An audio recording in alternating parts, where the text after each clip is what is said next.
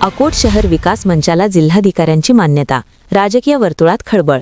Bhajap MIM युतीवरून वाद, तरीही अकोट शहर विकास मंचाला हिरवा कंदील। एमआयएमने पाठिंबा मागे घेतल्यानंतरही मंचाला मान्यता कशी, सवाल उपस्थित। अकोट नगरपालिकेतील राजकीय समीकरणांवर जिल्हाधिकाऱ्यांच्या निर्णयाची छाया। सोशल मीडियावर व्हायरल झाले जिल्हाधिकाऱ्यांचे मान्यतेचे पत्र, राजकीय चर्चांना उधाण।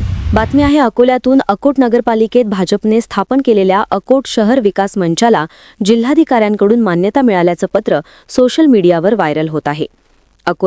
अकोट नगरपालिकेत हिंदुत्वाच्या बाता करणाऱ्या भाजपची एमआयएमशी आघाडी झाल्याचं आपण पाहिलं होतं।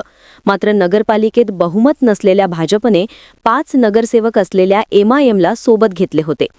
त्यानंतर राज्यात भाजपला विरोधकांनी जोरदार ट्रोल केल्याचे आपल्याला पाहायला मिळालं।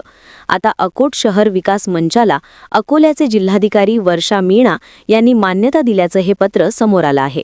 एमआयएम, दोन्ही सेना, दोन्ही राष्ट्रवादी आणि बच्चू कडूंची प्रहार जनशक्ती पार्टी यात सहभागी असल्याचं दिसून येत आहे। मात्र 7 जानेवारीला भाजप एमआयएमची युतीची मोठी चर्चा झाली, तर या युतीवर भाजपचे देवेंद्र फडणवीस आणि एमआयएमचे नेते ओवेसी प्रचंड नाराज झाले।